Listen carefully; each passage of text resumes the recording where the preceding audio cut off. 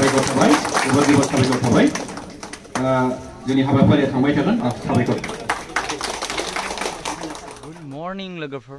दिनै गाबोन जोंनि गेजेराव उफ्रा बिसायख'थि जानो थांगासिनो दङ सिडली बियाबाव पुरा फाटाफाटि बेबो बे गावनि पार्टिखौ देरहानांगौनि सार्थ'आव बेबो बे गावनि पार्टिखौ देरहानांगौनि सार्थ'आव पुरा आरोखि दा मा होनबावनो गाइस बिदि जाबाय थाथोंसै जानिया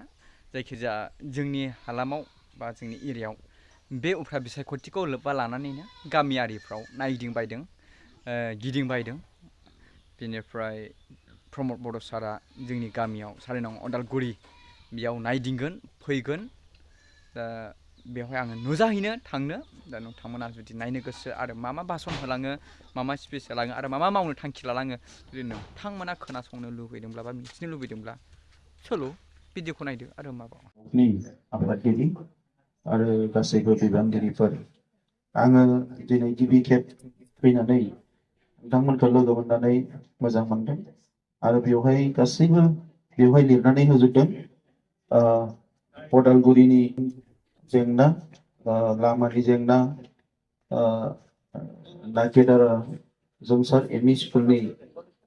भेन्सार स्कुलाव क्लासरुम लुफुंनांगौ अदालगुरि हालामाव साब सेन्टार गायसननांगौ अदालगुरि गामि अंगनबादि सेन्टार गायसननाय आरो 4 नं अदालगुरि गामिनि थाखाय एखुथायै पिसिटिसि गायसननाय आरो पिसिटिसि मेम्बार होना थिसननाय आरो लोगोसे गुबुन गुबुन माखासे फिसा फिसा जेंनाफोर बेवहाय फोसावबावदों मेनलि गोनांथिया जाहैबाय लामा दा बेवहाय थिंनि बाथ्राखौ बुंदों जिआइ सिट रुफिं अदालगुरि एलपि स्कुलनि दा बेवहाय बे स्कुलखौ एसे मडेल स्कुल हिसाबै बानायनानै होनाय जागोन 22 लाख रांनि बे स्कुला मडेल जायो दा एलपि स्कुलखौ मडेल मोनसे लुफुंनानै होनाय जागोन आरो बेवहाय बे बाथ्रा बुंदों पिसिडिसि मेम्बारखौ जोङो बिसायख'थिनि उनाव सासे जायखिजाया नोंथांमोना सायख'नानै मोजां मानसिखौ होबानो जाबाय फिसालाखौ होबा मोजां जाबाय मोनदां ओरैनोसो होनदों दै बे बिबुंथि लाखिनायखाय होनदों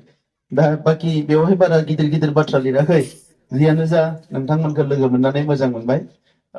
एसे मैया देहा गाज्रि जादोंमोन थेवबो आङो मैसो बाजाराव फैनो होननानै खोथा होनायलाय फैदों दिनै आरो उनाव फैबावगोन मोजाङै रायलायनो दा पिसिडिसि मेम्बारखौ नोंथांमोना सासे सायख'नानै जोंहा आफादगिरिनो हरबानो जाबाय जों बेखौ 23 तारिखनि उनाव कड अफ कन्डाक्टआ उइथड्र जायोबा मेम्बारखौ थिसननानै हरगोन नटिफाइ खालामनानै आरो लामाखौ ब्लेकटप बानायनायनि थाखाय आं प्रप'जेलखौ एबारनो होगोन पिएमजिएसआवनो जा बा गुड उइलावनो जा जायखिजाया बे लामाखौ थाबैनो सेंसन खालामगोन आङो खावलायगोन जे ओनसोला जोबोद मोजां बेवहाय गायनाय फुनाय बायदिसिना जिखिनि आबादफोर जायो दा बेखौ मोजाङै मावनांगौ बयबो आरो बयबो मावखायो खालि खोथाया जाबाय बे ओनसोलाव कोनो गाज्रि थासारि जाहाथे जाया आगोलफ्राव जोंहा जेब्ला हाथियार लानानै सोमावसारनाय समाव आर्मि पुलिस मिलिटारिफोर फैयोमोन दा गोजोन थासारि फैबाय दा बेवहाय जोंनि गथ'फोरखौ लेखा फरायनायावबो गोसो होनांगोन आरो आबाद एबा गुबुन गुबुन गय थालिर जि गायो रांखान्थि बिथिंखौ एसे मोजां खालामनानै लानांगोन दा बाजारा जिहेतु मोजां नुदों आं बेनिखायनो बेवहाय मोनसे गिदिर हाइमास सलार होननानै बुङो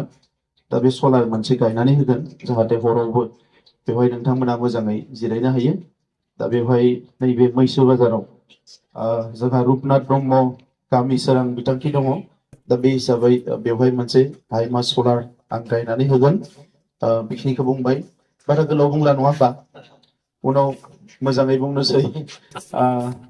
आङो उनाव फैबावगोन मोजाङै नोंथांमोनजों सावरायगोन आरो गोबां बाथ्रा मिथिनांगौ दङ आंहाबो गोबाव बोसोर सनितपुर बिश्वनाथ बै ओनसोलफ्रावबो जिखिनि जोंहा हादानाव रायजो जायो एबा साहा ओनसोलाव रायजो जायो बै जायगाफ्रावबो गोबां बेरायदोंमोन नाथाय बिटिसि ओनसोलाव जिखिनि जोंहा दा दङ साहा ओनसोलाव दा बेखौ प्रपार प्लेनिं खालामनानै बोरैहाय जोङो जौगाहोनो हायो बेनि माखासे खामानि मावनांगौ दङ खारन बे ओनसोलाव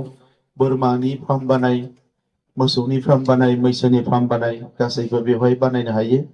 अमानि फार्म बानाय दाउनि फार्म बानाय आरो एम्फौ फिसिनायनि थाखाय आइजोफ्रा गोबां खाबु दङ दा बे गासैबो जोंहा रांखान्थि जौगानायनि गोबां लामा बे ओनसोलफ्राव दङ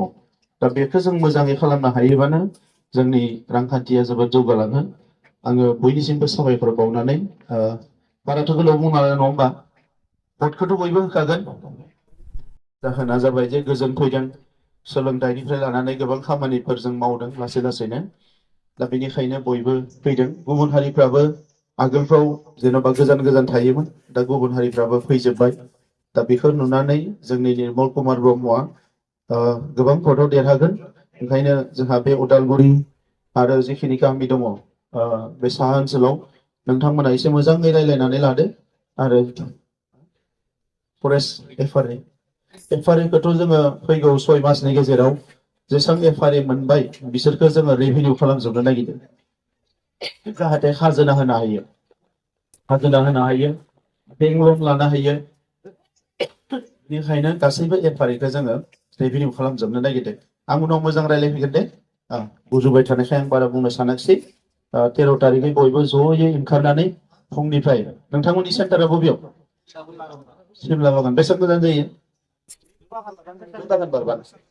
थिगानो दं दे बयबो मोजाङै रायलायदो भटखौ जाहाथे मोनसेबो ओरैनो थाङा जेसेबां भट दङ बेखौ माने 90% जाहाथे भटआ जायो बेखौ नोंथांमोना नाजादो गोजोन्थों मानगिरि सारनो जोङो रोजा रोजा साबायखर जासिबाय आरो दिनैनि जे सावरायलायनाय बे हाबाफारिखौ बेखौ फोजोबबाय होननानै फोसावनाय जाबाय गोजोन्थों